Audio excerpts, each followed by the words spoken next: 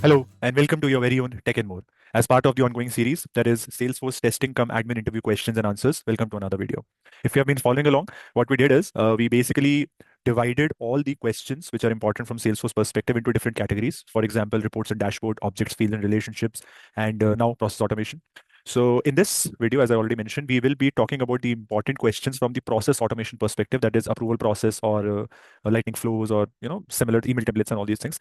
So stay tuned, watch this video, and if you have any questions or anything you want to request us to build or create, let us know via comments and we'll be more than happy to do it. So without wasting any more time, let's start. Hello, and welcome to your very own Tech and More. As part of the ongoing series, that is Salesforce testing come admin interview questions and answers, welcome to another video. If you have been following along, what we did is the first question in this category is what is the current status of workflow rules and process builders in Salesforce? Basically, guys, Salesforce announced the retirement of both workflow rules and process builders last year. So what they have done is that they have come up with the concept of lightning flows, which basically has all the features and all the powers of workflow rules and process builders plus numerous other features. But of course, workflow and process builders has been going on for a while now, so they could not just banish them from the org. So what they did is they basically announced that these two will continue to thrive, to continue to function, and they can be activated or deactivated, but cannot be created since the last release, right? So as a Salesforce consultant, what you can do is that you can go and activate or deactivate, or maybe just access them, but you cannot create new ones because now Salesforce has been advising its consultants to basically number one, create new things in Lightning Flows. And number two, if you have existing automations on workflow and process builders, to migrate them into Lightning Flows. So if somebody asks you, if your interviewer asks you that what is the current status of workflow rules and process builders, you give the answer around these pointers, and I think you'll be good to go.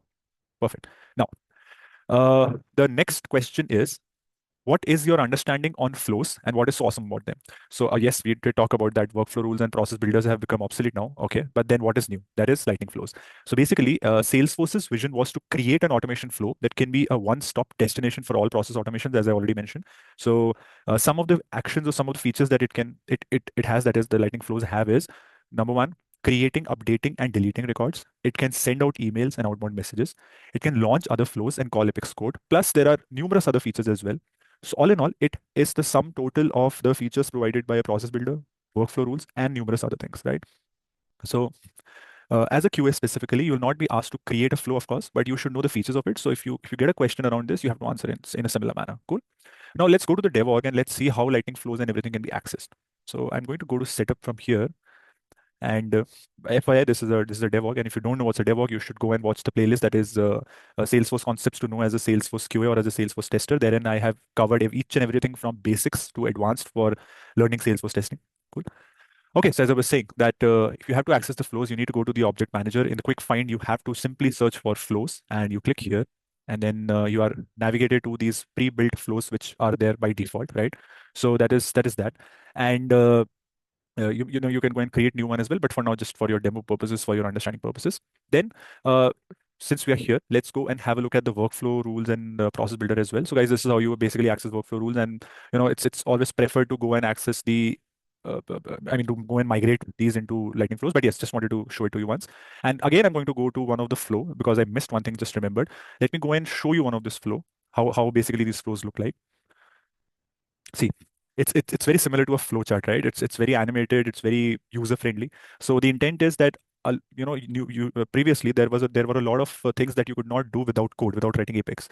Now Salesforce's vision is to move everything to point and click. I mean, as much as possible, of course. So with the help of flows, they have basically tried to include a lot of things that usually or earlier Apex was doing. So you have numerous features, and that is why Salesforce is asking you to learn flows and then get into it. So that is the power of Salesforce Lightning Flows. Cool. Perfect. Okay, so I hope the concept of flows and how it's replacing workflow rules and process builders is clear to you now. Now let's jump on to the next question, which is what is an approval process? So before explaining you the definition of approval process, I'm going to first talk about an example. So and this example is something that you surely know of. So when you are applying for a vacation in your office, you usually have to go to some system and apply for a leave, and then your manager approves and everything, right? So that particular process entirely is an example of an approval process, right? So the same thing, when you want to implement that particular process in Salesforce, that can be done with the help of an approval process. Again, how we can access it, I'm going to show you right now. But yeah, that is the intent. That is what approval process is.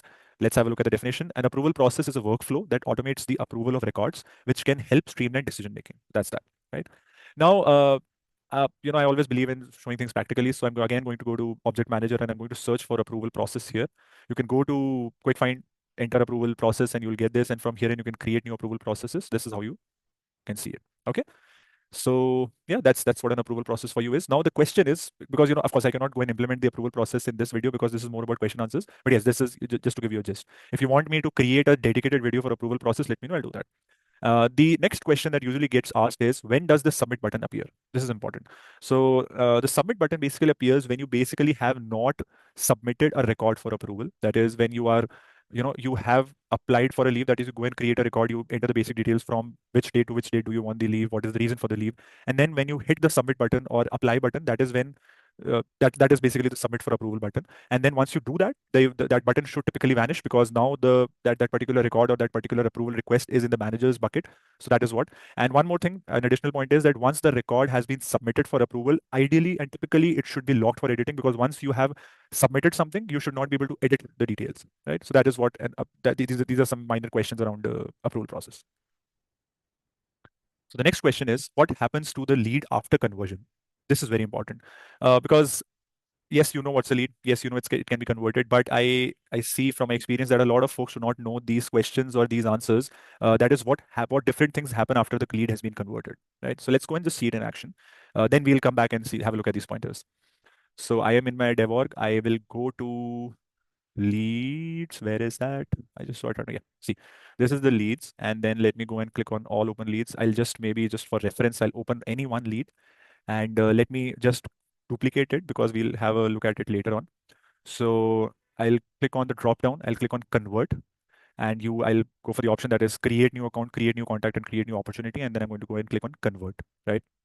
Perfect. It has been converted. Let me open these records in a separate tab, right? Let me just copy this ID for a while. Cool. Okay. Now the lead has been converted. Now what I'll do is I'll go and refresh this lead one more time, right? Ah, now the thing is that it shows me an error, and ideally this lead should not be displayed at all. See, earlier we were on the lead record, that is, we were on this record, and now somehow when I refreshed it, I was navigated to the contact record, right? Why did this happen? So as per the Salesforce's out-of-box functionality, when you convert a lead and when this lead is converted into a contact, into an account, and into an opportunity, the lead will basically vanish off from the UI. You will not be able to access that lead, right?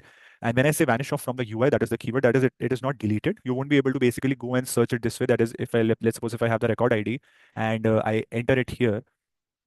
Ideally, I should be navigated to that lead, but it says you cannot view this path, contact your Salesforce admin. I'm not sure why this is happening because ideally you will not be able to access that lead at all. But yes, for now, you will not, that lead will not be displayed normally to you after conversion, right? Now, that brings to the next point. That is, if I convert a lead, will I be able to access that lead? Yes, I will be, but not on the UI. Okay, if not on the UI, then how? The answer is reports. Let me go to reports and I already have a report created, I guess. Let me see. Yeah, I did not save it. So we'll create a new report. So just give me a second. Okay, so this is the new report, and let me click on leads. I'll select leads with converted information. I'll start a report, do the usual filters. That is, I'll select all leads. This is something you need not worry a lot. And the agenda is something else. I'll click on apply and I'll add a filter. That is, I want to see specifically that particular ID, right? So do we have that pasted? Yes, we have it. See, I can access this lead here. I can access all the information that I want. So if somebody asks you that what happens when a lead is converted, you would say, number one, a new account, contact, and opportunity is created. Number two, the lead status is changed from prospect to account, contact, or opportunity. Converted leads cannot be viewed on the UI. They appear in the lead reports, as we already saw, right? The last pointer is Salesforce updates the last modified date and last modified by system fields on converted leads when so and so happens, right? This is a question to you. You have understood the main process, the main pointers. Now the question is that help me understand that what does the last point mean? That is this one where my pointer is right now, right? Let's see how you can go and research on it. Cool. So yeah, that's this question. Now let's go on to the next one. That is, after activating the approval process, I want to add one more step. Is it possible? So the answer is a plain no. If your approval process is already activated, right? Let me go and show it to you once. This is the approval process. There's an activate button. So if I have this approval process already activated, then one thing is for sure that I will not be able to add any more steps. If I want to add more steps, I will have to go and deactivate that particular approval process, and then I can do the needful. So that's your answer. Then what is a dynamic approval process? Explain with a use case. So folks, we talked about the PTO request or the vacation use case for approval process, right? That's a simple one that you click on submit for approval. It goes to your manager. You know who's your manager. So there is not a lot of complexity. But imagine a scenario where there are opportunities in Salesforce, and they have to be routed depending upon the zone or depending upon the division, right? So there's a big organization and random opportunities are coming from here and there. So what you want is that when you submit an opportunity for some discount approval or anything, it should be routed to the correct zone. For example, if it's an opportunity that somehow correlates to the US, then it should automatically be transferred to the person who handles it from the US division or from the Indian division, right? So basically, when your approval process is smart enough to identify, uh, of course, given with some parameters, and to route that particular record for approval to the right party, that is when dynamic approval process comes into the picture. As I mentioned here, if you have an opportunity, and it should be routed to the person depending upon the country, depending upon the zone, and different parameters. So that is that. Cool. That's what a dynamic approval process is. The next one is, what are the types of email templates? So when you have the options to send out emails using Salesforce, and you have different templates that are given to you by default. So there are four types of templates which you can use for email creation. One is text, the other is HTML, third is custom HTML, and the fourth one is Visual Force. What they are, all the nitty-gritties, I'm not going to get into a lot of detail. You should know that these four types of email templates exist, and how you can access them. Again, go to Object Manager and search for email, right? And you get an option which says classic email templates. You click on new template, and then you have these four options. Whichever option you select, you basically proceed into it, and then you fill in the details according to your will, right? That is what you should know. Cool. So yeah, I think these are some questions of process automation. And guys, process automation is a diverse category. So I wanted to break this particular category into two videos. So this is the part one of process automation. So these are some questions. In the next part, we are going to discuss more questions around process automation, specifically around lightning flows and email to case and web to case and all those things. So stay tuned and have a look at that video as well. So yeah, I think that's that. Thank you so much for watching, and see you in the next video. Bye bye.